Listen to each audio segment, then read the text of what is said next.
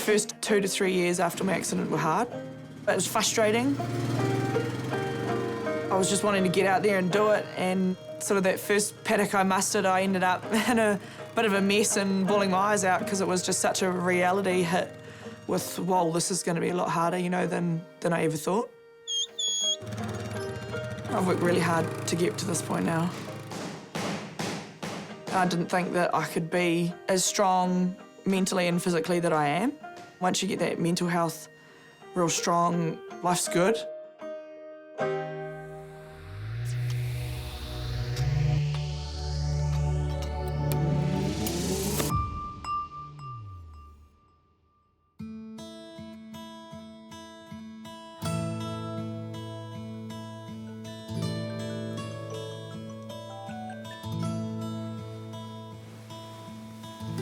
My name is Anita Kendrick. I'm 27 years old. I'm a paraplegic and I'm a shepherd on a sheep and beef station. My injury is T12L1 and I can't feel much below my belly button. So I pretty much have no movement and no feeling. I work on the farm 5 days a week and then just depending, sometimes on the weekends, just seasonal. I'm into a bit of hunting on the farm and a bit of pig hunting as well, and a bit of dog trialling. Give it a little crack. Oh, yeah, as soon as they hear the brakes come on, they're like, oh, we're either going to work or we're going for a walk.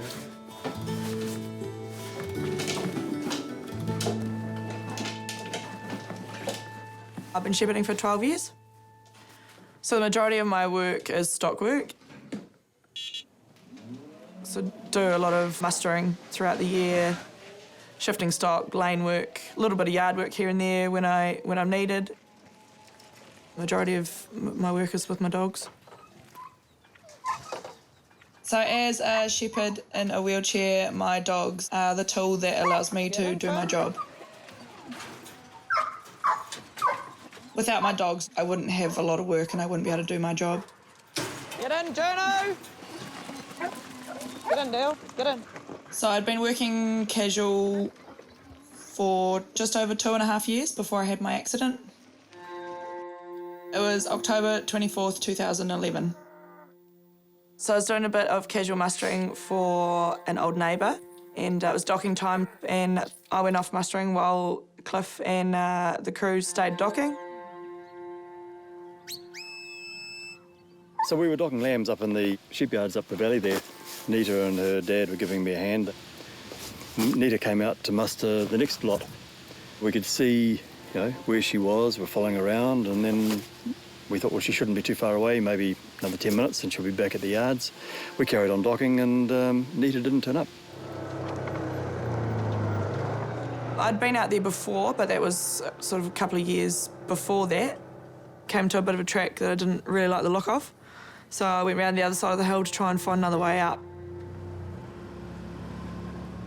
Didn't really like the other track I found, so I came back to my original track and had a go at going up it.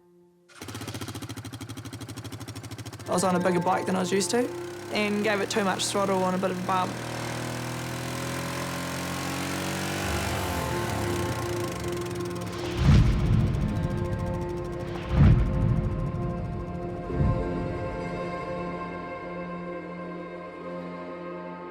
The bike came down and hit me on my back and put sort of my head down through my legs, and my back broke out the back. So after it happened, felt like I was sitting by myself for an hour or so, but I think it was about half an hour, 40 minutes till they came looking for me. We thought, where the hell is she? So we ripped out the last few lambs, and Bob, her dad and I jumped in the side by side and came down the track, expecting to see her around the corner and would give her a hand to get the sheep back. And the lead of the mob were coming along the lane and no Anita. And we got to this gateway just behind us here, and there were a couple of dogs sitting there, and we thought, that's strange. Where is she? Came around the corner, and she's just down here in one of these ruts. She'd come up this face, and the bike had gone over backwards, and the quad bike was lying just a bit down further. I was in a heck of a lot of pain. I actually thought that I'd broken my ribs, and And yeah, it wasn't until sort of my old man got there and the sort of look on his face was probably a bit of an indicator that it was a bit more than my ribs. I was sort of wishing that it wasn't serious. And it probably wasn't until the helicopter got there that, and the looks on their faces and the fire brigade as well, that I think I was in a bit deeper than I thought.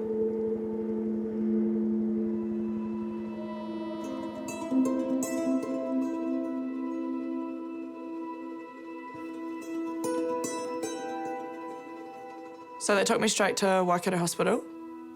Don't sort of remember a hell of a lot, it's a bit of a blur, but went in for a whole lot of tests and scans and then straight into the operating theatre a few hours later. So they put 2 rods with screws in my back and then also fused 2 of my vertebrae together. They give you sort of a week after my accident waiting for what feeling was going to come back. And then it probably was about 5 or 6 days in. My surgeon and a couple of other doctors came in and sort of said, I think this is about as good as sort of you're going to get. And that was crunch time, really. I suppose when you're 18 and you think you're sort of bulletproof, it's pretty hard news to swallow. And it's also, it's pretty hard news for everyone around you too. You're sitting there for weeks hoping and praying that you're going to get some feeling back and, you're wishing. And, to have that news sort of puts a lot of, it's heartbreaking and it puts a lot of doubts at that time, in your mind and wondering what your future's going to hold. When I look back now, I don't remember. It's blanked out. Well, as soon as I got there and the doctor said, you've only a 1% chance of walking, but they just went over my head. Straight, I just didn't compute that. And do you remember some of the things you said while we were waiting for the helicopter? I'm talking to my dogs a lot. Yeah, because they were standing around just wondering what the hell's Yeah, going they on. were all very confused. Deep down, I'll struggle with some of that. Whenever somebody's late now to something, I start to think the worst. Which is, I think, is a natural thing because we were waiting for you up where we were expecting you to get to, and you didn't get there. And we're saying, "Oh, where is she? She should be here by now." And we go looking for you, and then we find you. And then, yeah. Ow. Right. So that's the one thing that's affected me ever since. Yeah, I'll never go over that one. I'd say probably my mum and my dad, they took it as pretty hard, especially for, us that we weren't back then really great at talking about our feelings and dealing with them as well, I suppose. So no one sort of really spoke a lot about how they felt and how we were all going to deal with it.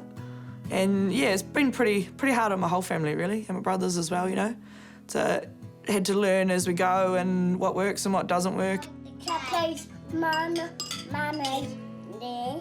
Went into the Otara spinal unit, was up there for 6 weeks.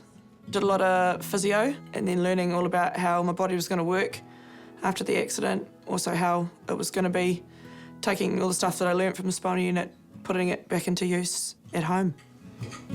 I remember you going to Otara and them telling you you'd be there till February or something, right. And you said, nah, I'm out of here, I'm home by Christmas, and they obviously thought, They were like, no, you're not going to be. I was like, you were. I'm telling you, I'm out of here before Christmas. How long was it? I got out the day before Christmas. Oh, excellent. I was on a mission. I wasn't where I wanted to be, and I wanted to get back to my dogs and the farm, so I was on a mission to get there. I think growing up with the parents always owning farms definitely pulled me towards farming.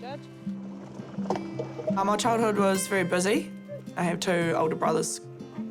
We were always on farm out, busy doing stuff. And yeah, the dogs were a huge attraction to me.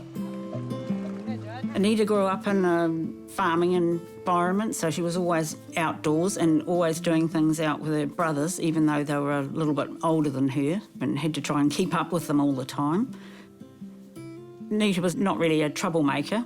One of her brothers pushed the boundaries, but yeah.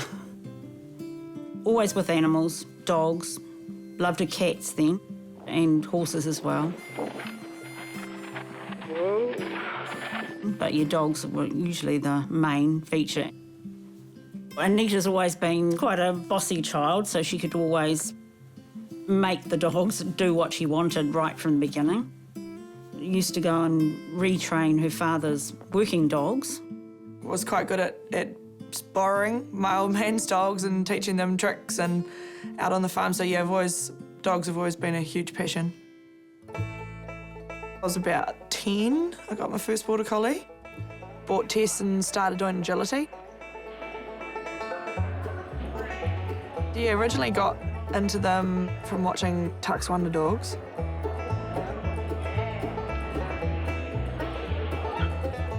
Anita did, like, very, very well, considering we didn't go to a club or anything.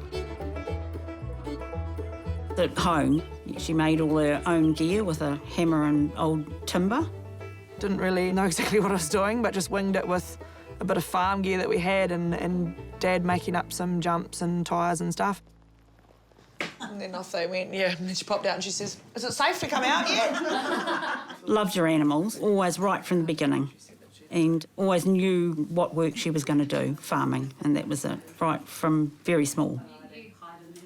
I left school when I was 16, after the holidays, and went back to school for 2 days, came home and said, I've left school and I ain't going back. My parents weren't overly chuffed about that, but Dad said, right, you better go find some work. So I went and found some work and, been working casual for a few months and then got a full-time job in Pew Pew, and then was there for a while and then went back casual again. Yeah, I was 18 when I had my accident. Did worry about what her life was going to be like after the injury, because being a lot older, you know the things Anita was going to miss out on. Everything would be so much more difficult, like everything, day-to-day things. Worked, I couldn't see how that was going to work. It was pretty heartbreaking, really. That big question mark over your head to what my future would hold, whether I'd have to change occupation, which was something that I definitely didn't want to do. There's always my dogs sitting in the back of my head that, you know, that I've got to be there for them as well. She hadn't been here too long, just started on sort of a full-time job when she had her accident, so, yeah. So, yeah, seen both sides of her. Work ethic's good, always was. And that's what got Anita through, was her attitude towards wanting to work after she had her accident. From there, she's just built and got better and stronger and able to manage what she does now. It was really good having Mickey, you know, being the manager of where I was working, you know, talking through about how it could work. Said, well, this is what we've got to do and it's, you know, it's up to you. I'll help you as much as I can and, you know, the boys on the farm will help you as much as you can, but, you know, you've got to prove to us and prove to yourself, you know, that it's going to work and you're able to do it. She does a lot of the shifting of the mobs, the cattle and the sheep, and brings sheep and cattle in for us when we've got projects on, like drenching or shearing or dipping. Very good at the mustering side of it. She relies on those dogs to cover that. She spends time with her dogs, trains them well. I run 2 different breeds of dog. One is a heading dog and the other one is a huntaway. Yeah, so the huntaway is used for shifting stock. It's used for its noise and its presence, whereas a heading dog is used for its eye. They're bred to stalk sheep. They're quiet, they're sneaky, usually nice and calm. So that heading pup over there is Briar. She's a new line that has been given to me by a friend, good friend of mine. This is Alice, a relatively new Huntaway pup that I got about 10 days ago. And this is Veda, rather heavily pregnant. And this is Juno. She's a daughter to Maddie. And that's Maddie, my main bitch. Then I've got Deal, my youngest heading dog. Judge, Judge. Judge. He's not playing ball. Hanaway they got from South Island, and I've got Fern. There's a bitch that I bred. And Colin, he is a full brother to Deal, the other heading dog, and Dude on the end, who I bred as well. What I look for in a good farm dog has to have a good brain, but not be too clever that they try and override you all the time. They've got to be, easy to train, keen, willing, and also, they've got to be a bit tough too. They've got to be able to handle a little bit of pressure and a little bit of, got to have a bit of guts to them. The first 2 to 3 years after my accident were hard. It was frustrating. I was just wanting to get out there and do it, and, my body was slowing me down, and I was tired. Just had to slow down and let my body and my mind get used to the new. It was a lot of trial and error to what I was able to do, what I was capable of doing. And then also once I got my farm bike, just getting out there and trying different things.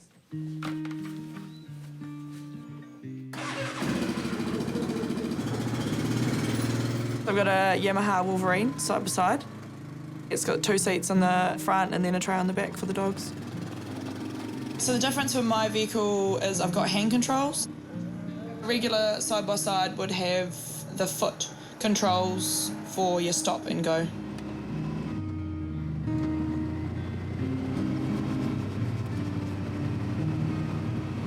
I'm the manager and we work for a corporate, so I had to justify Anita's position on the farm. I've never had to deal with that sort of thing, so you wonder where the outcome leads to, and is she mentally strong enough to cope with what's happened and to pull through and come and be able to be a good employee. So that was a concern at the start, I guess, but Anita just attacked it and she got better and better and her skill set changed. Yeah, her position here is good. Away! Ready?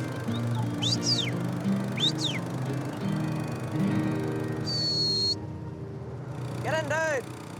The farm up there is relatively steep, and not being able to get in and out and open gates, and just didn't know, with being in a wheelchair, how it was going to all work. Definitely when first went shepherding when I was 16, I had a lot to prove. There was sort of a lot of farmers that did the old, they're not going to be able to do what a man can do. You've got to think of either doing it a different way, a different angle, you just find another way to do it. Think outside the square. So a lot of the gates I can drive up beside and unlatch and use my bull bars on the front of my side-by-side a little bit as well.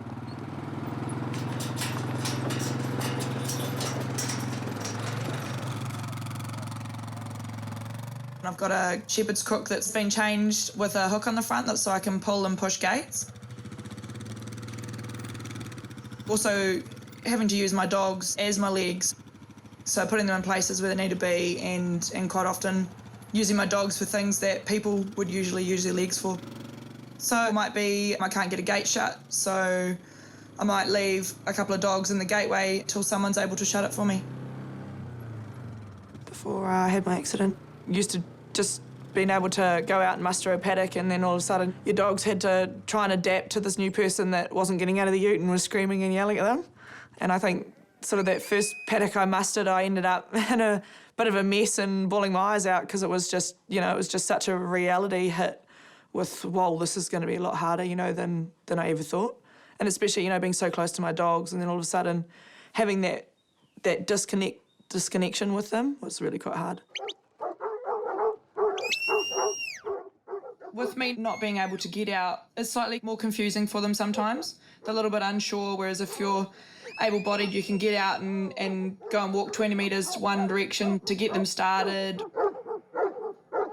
I suppose because I'm not as mobile as someone else right from the start with my pups, it doesn't usually take them too long to click on that I actually sort of can't help them and they've got to use their brain a little bit for themselves. Every dog has different commands. You usually try and use some short commands for the sides and then sort of quite a harsh one for the stop. And then a nice gentle one for walk up. And I've got some voice commands as well. Away! pretty much been trying to perfect it since I left school to go shepherding, really. Probably more since I've had my accident. And it's a lot of trial and error in finding the right type of dog. It's probably only really cracked that in the last 18 months, really found my own line and now sort of sticking with it and breeding from it. So it makes life a bit easier, you know exactly what you're working with.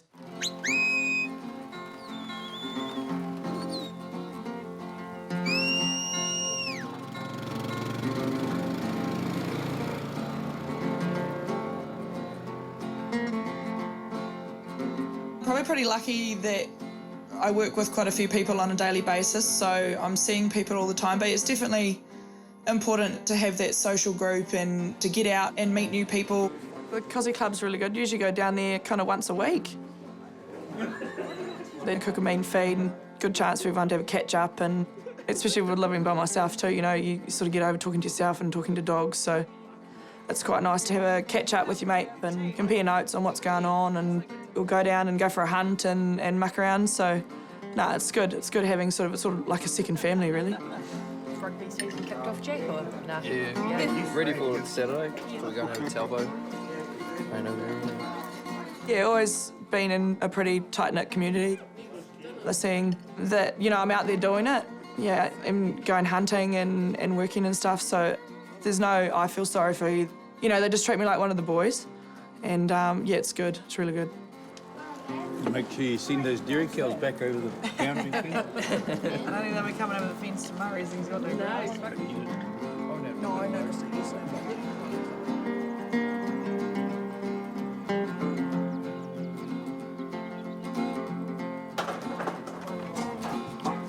Rosie. Come on, Dolly. She just stole it off her. Yes, I've been breeding Border Collies since I was about 10. I got my first Border Collie, Tess. Yeah, Tess. When I had my accident, Mum took her over and then got a couple of bitches to add on and sort of started up a kennel. And I've always had a love for them and their intensity, and, you know, they're super clever. They're a very high energy breed. They want to be busy, they want to be out there, they want to be doing it. You know, they're not a sit at your back doorstep and look all cute for the day, and they're family orientated too. They're a really nice dog. And that's her party trick. We've got 4 Border Collies at the moment. Dolly, the other black and white one, she's a new line that I got in. The Lilac Tri-Maya, she's the progeny of 2 collies that I imported not long after my accident. The red and white is actually from a good friend of mine in Katikati who breeds Border Collies as well, and she's 4 lines of ours over the years, pretty much right from the start, all put together in one dog. So, yeah, pretty much a hobby, yeah. Yeah, we just breed sort of a litter a year, sometimes 2. Gives me enough of the Border Collie fix to keep me happy. A few years ago, I actually did a little bit of homework in me getting back into agility. I think I seem to enjoy my working dogs that little bit more, that I don't quite have enough passion to go back and do it and to do it well. Okay. And also Mum enjoying the Border Collies too, so I sort of left that for her to rip into, and then we meet in the middle for the breeding side of things. Mum, when she gets to, like, before that end ramp, put your hand out and get her to follow your food to the bottom. Ready? Yeah, you got to, there you go. And here. Live dog. Live dog. There. Okay, hop. And a hop. Here, hop. Here, come here. Weave. Weave. Weave. Walk. See. Hop. Hop. Here, tire. Tire. And a hop. And a here. And here. And go. Good girl. The resilience Anita has and coping, I think probably all the family have got a bit of that. You just get on with it. That's your lot, and make the most of the situation. I know there was some dark times, but now, in the last 12 months or so, I was in a really positive place. Just her general life, she's like happy, positive, knows exactly what she wants. And she decided to lose weight, and she has done amazingly well with that. The last 12 months I've dug real deep on my fitness. Got into the nutrition side of it as well. With being in a wheelchair, you sort of have to be real vigilant on what you eat. You know, even though I'm busy, I'm not actually doing a hell of a lot when I'm on the farm, apart from, opening gates and whistling, that's, about it. Losing a heap of weight has made a huge, huge difference to my transfers, and your life's just way easier. 1, 2. 1, 2, 3. 1, 2, 3, 2. So I've been boxing in my garage for quite a long time, sort of just got to the point where I was sick of boxing with myself. And then heard about the boxing club in town, so Charlie was like, yep, come in and have a yarn and see what we can do. Double. 1, 2. 2, 2, 3. Because all we can work with is just her core and her upper body, so she's a little bit restricted with her pins and stuff, but she's been all good.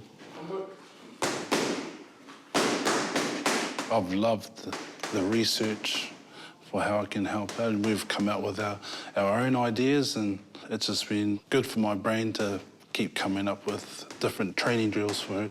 Block. Oh, block. 2. 2, 3, 2, 1, 1. If there was a wheelchair boxing, she'll actually do quite well, so we were looking at that, eh? There was talk about it. There was talk about it, but I haven't seen it, so. It's just that physical cardio, and also it's really good mentally too. You get in there and you get a good sweat up, get a good workout, and it just clears the mind. So that has been a real push in the right direction. Once you get that mental health real strong, life's good.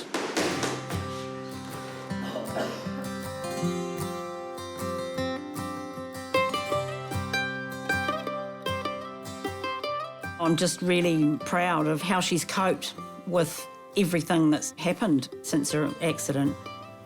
Anita knew exactly what she wanted all the way through life and gone and got it. So as a mother, when your child's happy, you're happy. Real grateful for being able to still be doing what I love to do. Really grateful for awesome friends I have, and also being fit and strong and on a mission to fill my life up as full as I can and as much as I can. I'm really quite keen to push more into my fitness. Always been keen to go to the South Island. So getting to that point now where I'm ready to rock. Extremely grateful for the time I've had here, but I'm ready to spread my wings and do it.